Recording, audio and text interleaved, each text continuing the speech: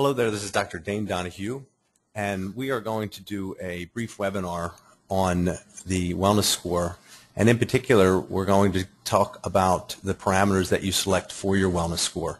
And this is very important because there are multiple parameters that have been loaded into the Cash Plan wellness score system, and I'm now at the page, the initial page, login page, and the first thing that I always recommend in creating a wellness score is to first not have too many.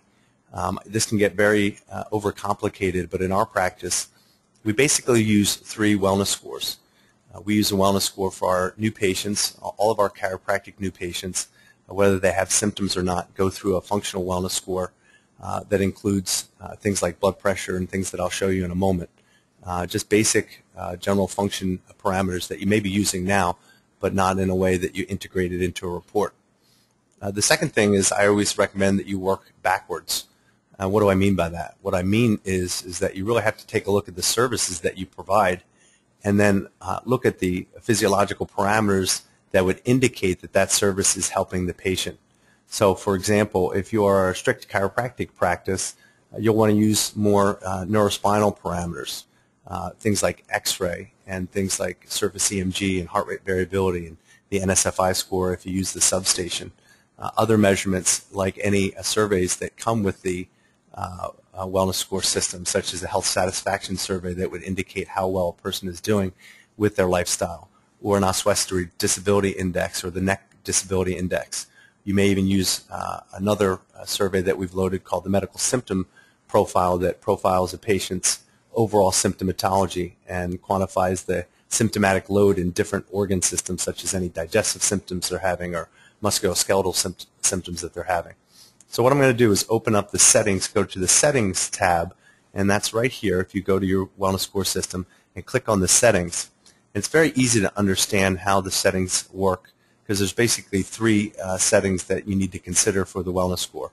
And the first one is your parameters. So I'm just going to wait until this loads up.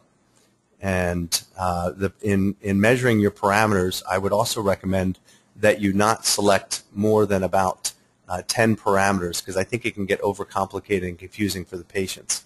So if you take a look here, there's 3 tabs. What you measure, that's your parameters. What you provide, which are your services, which we'll go over in another webinar.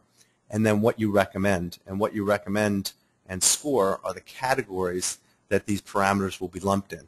So for example, you can see in the wellness score, we've created 4 categories that will take the parameters that you measure and then lump those parameters in different categories that are related to those parameters. So for example, functional fitness has the parameters of core flexibility and core strength and functional movement, push-up squats, things that are related to functional fitness. Down at the bottom here we have neurospinal parameters that, again, you can select to use one or all of these, but these would all be your chiropractic parameters that you would use. So let's go to the tab, What Do You Measure? The first thing that you need to do is to create your parameter set. And your parameter set is your wellness score. And that's why I was saying earlier that you'll want to select probably no more than 3. In our practice, like I said, we have 1 wellness score that we use for all of our chiropractic new patients. We have a wellness score that we created for our 8 weeks to wellness patients that includes lab work. And then we also have a parameter set when we go out and do corporate screenings that's usually no more than 3 to 5 parameters that will give a patient a wellness score at a remote location like a health fair or a screening. So what I'm going to do is if you go to the bottom here, you'll see it says Add New Set. And I'm going to just add a new set. We're going to call this the New Patient Wellness Score. And I'm going to save that. And what you'll see is that will pop up now into the parameter sets that we've created. Some of these are locked in, as you can see, because these are parameters that you can use. What you can do is you can also copy parameters. If you like a parameter set that's already loaded into the wellness score. So for example, I know the basic functional wellness is a parameter set that's already been loaded in there for you. And you could select that and copy that parameter set. I'm going to do that right now. And you'll see that it's going to make a copy of that. And once you have the copy, you can add or delete parameters so that you don't have to repetitively add parameters to a wellness set. If you like the one that's already being used, you can just add or remove just 1 or 2. So let me go down here and we'll see that there's a copy. So if you look here, this will say copy. So what I did is just copied this functional wellness set. And then if I want, I can click on this. If I want to unassign a parameter, I can unassign posture, or I can unassign BMI if there's a parameter set that you don't want to use. On the other hand, if there's a parameter set that you do want to use, let's say there's something not on here, like you want to measure height, or you want to measure a fat mass, which is not on here, I can then select that and add that, which I'm going to do now, and show you that that will now show up in the new parameter set that we just copied. There's some tabs over here that I want to go over with you. And again, if I scroll down, you'll see that the fat mass was just added to this parameter set that we just copied. Over here is the copy button. This is the archive button. And what archiving does, it will archive a parameter set, and it will not show up in your parameters or your wellness scores. So you don't have to keep looking at that wellness score, that parameter set, if you don't want to. There's also a way to reorganize. If I click on this button, what I can do is, let's say that in the patient's wellness score reported findings, I want to go over blood pressure first. I can move that so that it will show up first in the wellness score parameter sets when I'm reviewing that with the patient. So I can just drop and drag any of these parameter sets and put them in the order in which I would like to go over that with the patient. So that's this button here. And then I can also delete this. So I'm going to just delete this now, say, well, you know what, I don't like that one, I want to start over. I'm just going to delete that parameter set. So that's how you create your parameter set. Your parameter set is the wellness score that you'll be using in your practice. So I'm going to go down to the one that I created initially, which is called the new patient wellness score. And I would then just start to add parameters. So I'm just going to add a couple parameters to this so you can see how this works. I'm going to add BMI. I'm going to add a couple chiropractic parameters as well. So I'll just scroll back down. You'll see that BMI has now showed up in the parameter set here, right? And I can now add, let's say I want to add an X-ray score. I'm going to add the X-ray score, and that will show up now in the new parameter set of the wellness score that we just created.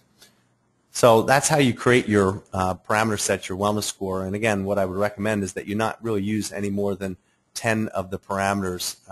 You can use more. It just gets a little bit more confusing for the patient. So again, you see I added BMI and X-ray analysis. So once that's been done, I can now use that wellness score set. So what I'm going to do, and by the way, all of your parameters are listed right here. So you can create a new parameter if you'd like, and I'm going to go over that with you in just a second, but you can also use the parameter sets that we've been loading in.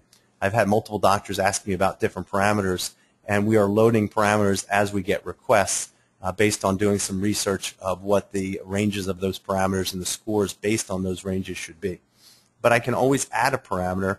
Let's say that you want to add a parameter, and we want to call this the, let's call it the lumbar lordosis parameter. I can then save that, and as long as I know what I'm measuring, what the range is, I can then go in and create that new parameter. So you'll see in here the parameters that I just created, and same thing, I can delete that parameter if I really don't like it, but you'll see that lumbar lordosis just showed up here. Over here you'll see two buttons. You can delete that if you don't want that parameter, you don't like it, or you can edit it. If I edit it, I can then add what units. So let's say that this is going to be done in degrees. I can then select that. I can then add in a reference. Let's say you have a reference article that you're using to quantify and to support your parameter. You can add that reference here, and what I usually do is we'll add and just copy the article where I've read, or the book that I've read, the parameter. And then I can put in a brief description. So I can put in the lumbar lordosis parameter measures lumbar curve. The reason this is important is blah, blah, blah, blah, blah. So I can do that. The data table is over here.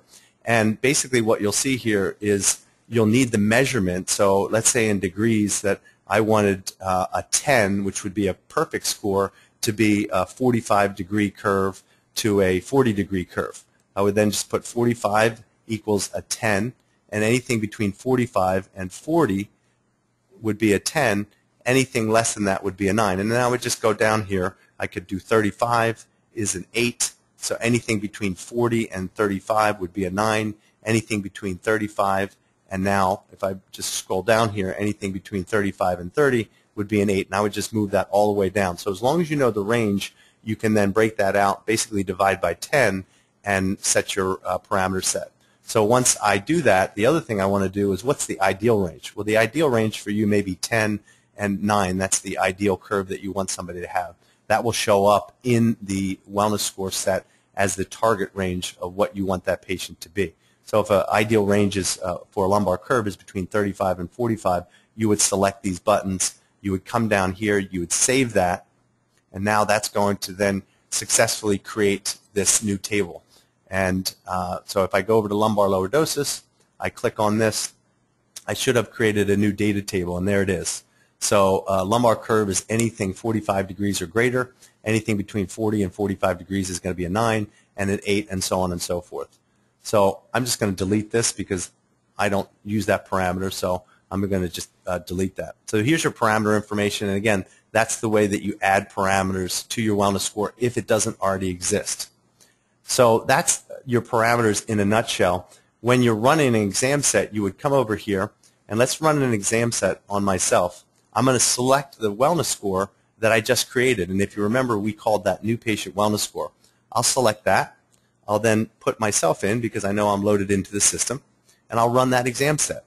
And if you remember, we just put two parameters in here, and let's say my BMI is 25, and my X-ray analysis, and X-ray analysis is based on phases of degeneration. So cervical, thoracic, and lumbosacral. Let's say that I have a phase 1 in my neck, a phase 1 in my thoracic spine, and let's say I have a phase 2. I have not only subluxation, but I start to have some bony changes and disc changes. I'm going to put in a 4 here. I'm going to then save that, and that will have created my wellness score. When you go over here, you can edit that if you like. Say, oops, you know what, I put in the wrong score there. I want to go back and edit that. You know, that shouldn't have been a 4, that should have been a 3.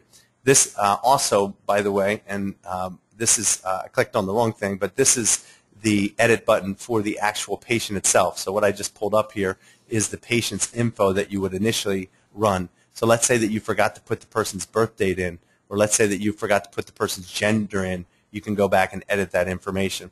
Now, if I click on this here, it will bring up the wellness score itself that I just created.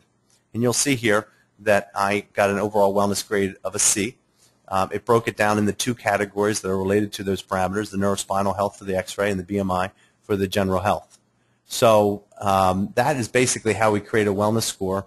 And again, if I go down here, I can show you that we have this nice educational tool in here where I can show a person, listen, your X-ray score right now is not well, but if we start adjusting you and start improving your lumbar function, that score is going to go up. And as that score goes up, your overall wellness score is going to go up. There's your triune of health that you can use. And then the 2 parameters in your wellness score are explained right here.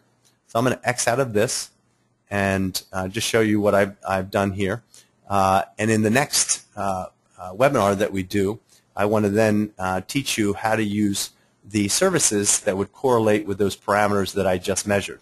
So for example, if you would use adjustments, obviously, to correct the lumbar lordosis, or let's say you have a nutritional program to deal with BMI, you would then go over to this button, and you're going to create a service group to address those. And we'll go over that in the next webinar, but I just wanted to review how to create your parameters sets, which are your wellness scores, and how to select the parameters. And again, to close, make sure that you're working backwards to think, what are the services that I provide in my clinic? What are the parameters that are related to those services to know how I want to show the patient the need for those services, and also how I want to show the patient how they're improving. So hopefully this helps. We will see you on the next webinar.